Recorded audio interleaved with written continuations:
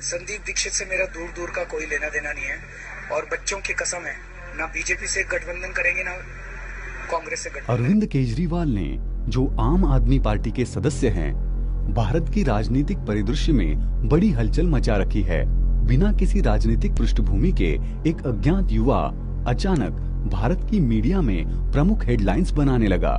क्या आप समझते हैं कि उनमें उन कार्यों को करने की योग्यता है जिन गतिविधियों में वे और उनके साथीगण संलिप्त है, या वे इस ड्रामे में केवल एक भूमिका निभा रहे हैं जिसकी पटकथा बड़े खिलाड़ियों के द्वारा भारत को अस्थिर बनाने के लिए लिखी गई है? क्या आप सच को जानने के लिए तैयार हैं? ये एक ऐसी कहानी है जो आपको ऐसा झटका देगी जो आपको अपने जीवन में कभी नहीं मिला होगा। हमारी कहानी वॉशिंगटन डीसी में 19 जुलाई 2011 से शुरू होती है। पाकिस्तानी मूल के 2 लोगों को वॉशिंगटन में गिरफ्तार किया गया। अमेरिकी न्याय विभाग की वेबसाइट से ये उजागर होता है। Ghulam Nabi phi. New York times ने रिपोर्ट किया था कि गुलाम नबी फाई पाकिस्तानी जासूसी एजेंसी इंटर सर्विसेज इंटेलिजेंस या ISI का एक एजेंट था। इस संबंध में उसने एक प्रमुख व्यक्ति अंगना चटर्जी के साथ गुप्त रूप से काम किया, जो यूएस की एक निवासी है। 16 दिसंबर 2011 को अंगना और उसके पति रिचर्ड शेपीरो को उनके नियोक्ता California institute of integral studies द्वारा विध्वंसक गतिविधियों के लिए निकाल दिया गया था। अधिकारियों ने रिचर्ड के भारत विरोधी गतिविधियों के कारण भारत में उसके प्रवेश पर रोक लगा दी है।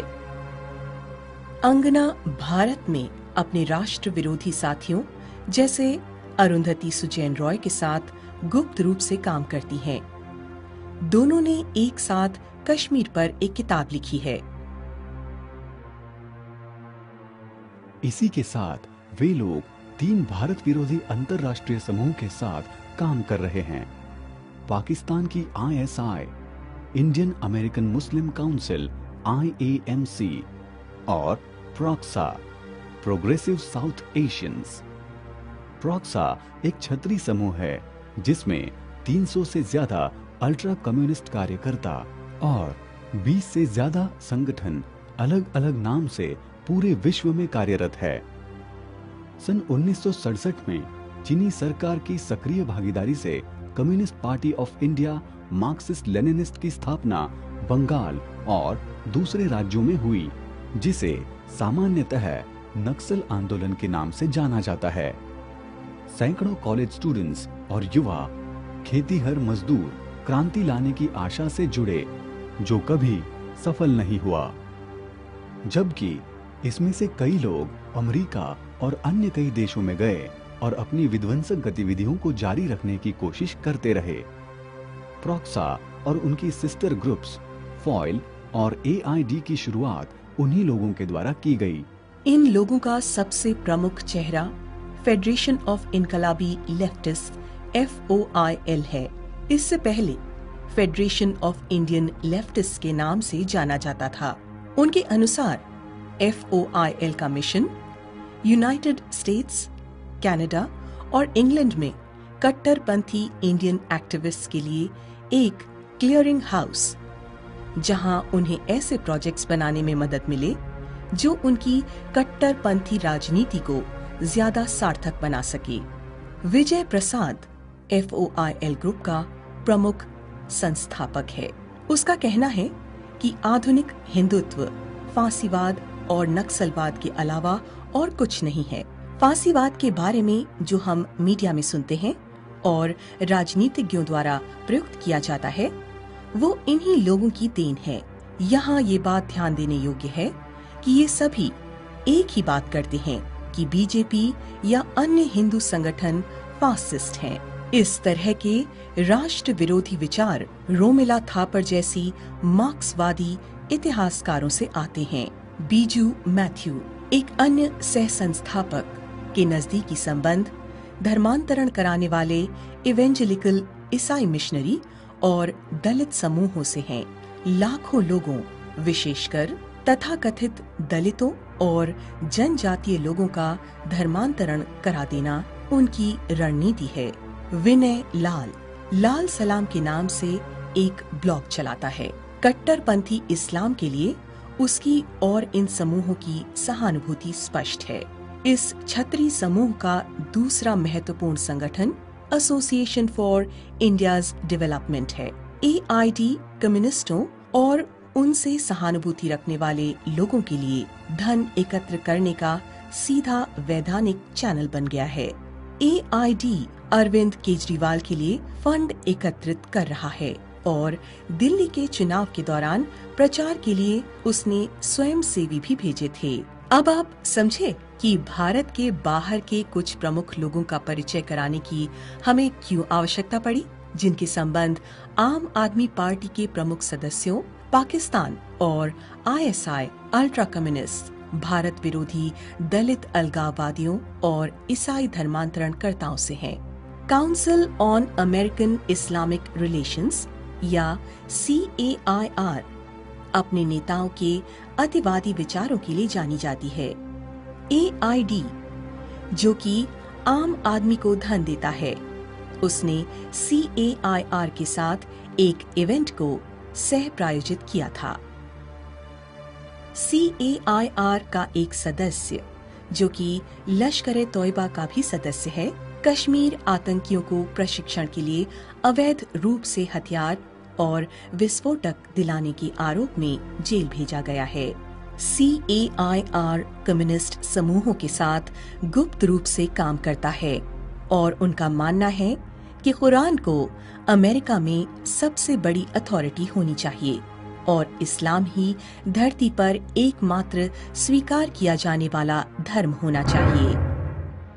अब आप समझे कि प्रशांत भूषण जैसे आपके कुछ प्रमुख नेता क्यों भारत में कश्मीरी अलगाववाद, सशस्त्र नक्सलवाद, अल्ट्रा कम्युनिस्ट और दलित अलगाववादियों का समर्थन करते हैं।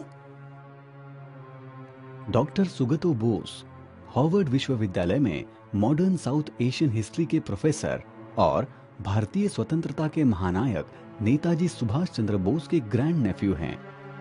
वो भी इसी सर्कल से जुड़े हैं जिसकी हम चर्चा कर रहे हैं।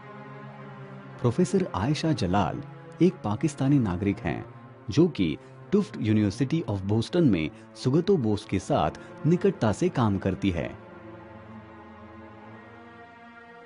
इन लोगों का मानना है कि औरंगजेब, जो भारत में सभी मुस्लिम शासकों में सबसे निर्दयी और हठधर्मी था, वो सबसे अच्छा शासक था।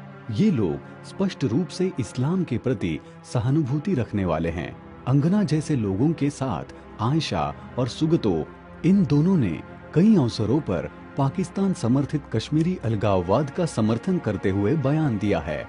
इंडियन अमेरिकन मुस्लिम काउंसिल या IAMC एक फ्रंट संगठन है जो पाकिस्तान, भारत और अमेरिका में इस्लामी समूहों के लिए काम करता है। उसकी वेबसाइट देखें तो आप महसूस करेंगे कि इस ग्रुप का उद्देश्य भारत सरकार की धर्म निरपेक्षता की नीति को बदनाम करना, भारत में प्रतिबंधित सिमी जैसे कट्टरपंथी मुस्लिम समूहों को सुरक्षा कवच देना और गुजरात सरकार के विरुद्ध दुष्प्रचार करना है। IAMC और अन्य संबंधित मुस्लिम समूह हर्ष मंदर, आम आदमी पार्टी के प्रमुख सदस्य जैसे भारतीय एक्टिविस्टों को प्रायोजित करते हैं। हर्ष दोभाल कॉम्बैट लॉ का प्रबंध संपादक, जो एक पाक्षिक माओवादी प्रकाशन है जो भारत में उग्र और आतंकी नक्सल आंदोलन की दर्शन का समर्थन करता है। जैसा कि अब ये पूर्ण विदित तथ्य है, माओवादी ISI की सहायता से PWG पीपल्स वॉर ग्रुप और MCC माओइस्ट कम्युनिस्ट सेंटर जैसे नक्सली समूहों के साथ पश्चिम बंगाल में सिलीगुड़ी गलियारे का प्रयोग करके संबंध स्थापित करने की कोशिश करते रहे हैं। इस तरह की घातक साझेदारी भारत की आंतरिक सुरक्षा को गंभीर खतरा पैदा कर रही है। Doval independent peoples tribunal IPT का सेक्रेटरी भी है। सन 2010 में उसने report of independent peoples tribunal on human rights violation in Kashmir नाम से एक रिपोर्ट प्रकाशित की। हिंदुओं और भारत सरकार द्वारा अल्पसंख्यकों पर अत्याचार को उजागर करने में ह्यूमन राइट्स लॉ नेटवर्क का भी ऐसा ही दृष्टिकोण है जैसा कि विभिन्न चर्च समर्थित दलित और लेफ्टिस्ट कम्युनिस्ट संगठनों की है। ह्यूमन राइट्स लॉ नेटवर्क के कुछ दानदाताओं और पार्टनरों में अनेक यूरोपियन सरकारी एजेंसियों के साथ इवेंजलिशर एंड वीकलांग्स डीन्स्ट EED, Christian aid, church auxiliary for social action, Dan church aid इत्यादि शामिल हैं।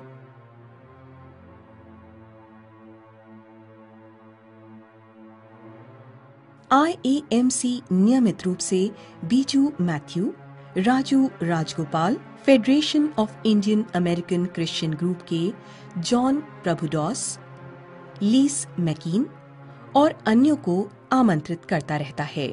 वे फादर सेंड्रिक प्रकाश जैसे लोगों के साथ काम करते हैं जो कि जीसुइट पादरी और विभिन्न सर्कल्स में लोकप्रिय चेहरा हैं और भारत को ईसाइयों, मुस्लिमों और दलितों के दमन का दोषी मानते हैं। सबरंग कम्युनिकेशंस भारत में मुंबई स्थित एक संगठन है जो कि तीस्ता शीतलवाड़ और उनके पति जावेद आनंद तथा एक पत्रिका कम्युनलिज्म कॉम्बैट द्वारा चलाया जाता है। सन 1999 में शीतलवाड़ के कम्युनलिज्म कॉम्बैट ने कांग्रेस, CPI, CPM जैसे राजनीतिक दलों और लगभग 10 प्रमुख व्यक्तियों से बीजेपी विरोधी बड़े अभियानों को चलाने तथा उनको महिला विरोधी हिंदू अतिवादी के रूप में प्रचारित करने के लिए $1.5 करोड़ लिया।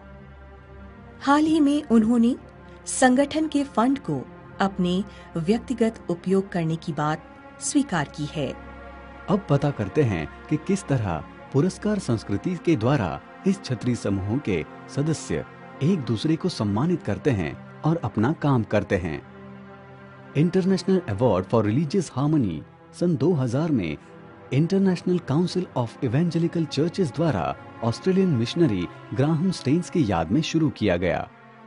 ये अवार्ड जॉन दयाल को दिया गया जो एक क्रिश्चियन अतिवादी है तथा नियमित रूप से हिंदुओं और हिंदुत्व को दानव के रूप में पेश करता है। वो all India Christian council AICC का जनरल सेक्रेटरी भी है जो कि कुख्यात दलित फ्रीडम नेटवर्क जैसे राष्ट्र विरोधी संगठन के साथ काम करता है। सन 2003 में शीतलवाड़ ने एडमिरल L रामदास के साथ ये पुरस्कार प्राप्त किया था। अंगना चैटर्जी और बीजू मैथ्यू को courageously serving India and India's interest के लिए टीपू सुल्तान पुरस्कार दिया गया। Kaleem Khwaja association of Indian Muslim of America AIM के विचारों का प्रमुख प्रवर्तक है जिसने मिली गजट में अपना कुख्यात लेख brother can you spare a tear for Taliban प्रकाशित किया और टीपू सुल्तान पुरस्कार प्राप्त किया। राजू राजगोपाल को promoting pluralism and communal harmony in India के लिए बहादुर शाह जफर पुरस्कार दिया गया। मैग्सेसे पुरस्कार अरुणा राय को ये पुरस्कार वर्ष 2000 में मिला। केजरीवाल को ये पुरस्कार 2006 में मिला। US central intelligence agency CIA का गोपनीय दस्तावेज CIA और रॉकफेलर फाउंडेशन, फोर्ड फाउंडेशन और मैग्सेसे अवार्ड के बीच संबंध दर्शाता है। यहाँ तक कि केजरीवाल को दिए गए प्रशस्ति पत्र में पहला संदर्भ CIA का दिया गया था। दस्तावेज स्पष्ट रूप से ये दर्शाता है कि किस तरह तथाकथित बुद्धिजीवी, प्रोफेसर और लक्षित देशों के विद्यार्थी पश्चिमी देशों द्वारा वित्त पोषित होते हैं। अरविंद केजरीवाल और आपके दूसरे एसोसिएट्स इन पश्चिमी स्रोतों से 2002 से धन प्राप्त कर रहे थे। परिवर्तन के बैनर तले केजरीवाल ने जन सुनवाई अभियान के लिए वर्ल्ड बैंक से धन प्राप्त किया, जबकि संगठन रजिस्टर्ड नहीं था। यद्यपि ये एक आपराधिक कृत्य था। अधिकारियों ने इसको दूसरी तरह से देखा या शासक वर्ग के साथ संबंध था। ये फंडिंग 2006 में केजरीवाल के त्यागपत्र देने, जो कि स्वीकार नहीं हुआ, की अवधि और फोर्ड फाउंडेशन फंडिंग और ग्रांट ऑफ मैग्सेसे अवार्ड में भी सम्मिलित था। वास्तव में केजरीवाल को मैग्सेसे पुरस्कार 2005 में वर्ल्ड बैंक रिपोर्ट में उनका नाम आने के कुछ दिनों बाद ही दिया गया। सबसे बड़ी जालसाजी ये की, जिन दानकर्ता संगठनों ने केजरीवाल के तथाकथित एनजीओ को पैसा दिया था, वही उनके मैग्सेसे पुरस्कार में निर्णयकर्ता थे। इसमें CIA शामिल है। आगे भारत में फोर्ड फाउंडेशन के प्रतिनिधि स्टीवन सोलनिक ने 31 अगस्त 2012 को स्वीकार किया कि केजरीवाल के लिए मैग्सेसे पुरस्कार उनके द्वारा वित्त पोषित था। इसलिए अब आप इस्लामी, कश्मीरी अलगाववादियों, अल्ट्रा कम्युनिस्टों, ईसाई धर्मांतरणकर्ताओं और पश्चिमी ताकतों के बीच स्पष्ट संबंध देख सकते हैं। संबंध और भी स्पष्ट हो जाते हैं जब ये पता चलता है कि 2002 के गुजरात दंगों के साथ इन्हें कुछ न कुछ करते रहना है और इनके दुष्प्रचार ने विश्व में भारत की छवि को बहुत ही खराब रूप में प्रस्तुत किया। ये सोचना बहुत दूर की बात नहीं होगी कि अंगना चैटर्जी सहित इनमें से कुछ लोग ISI के लिए काम करते हों। अब आप अंदाजा लगा सकते हैं कि नरेंद्र मोदी को वीजा न देने के लिए US गवर्नमेंट के साथ किसने काम किया।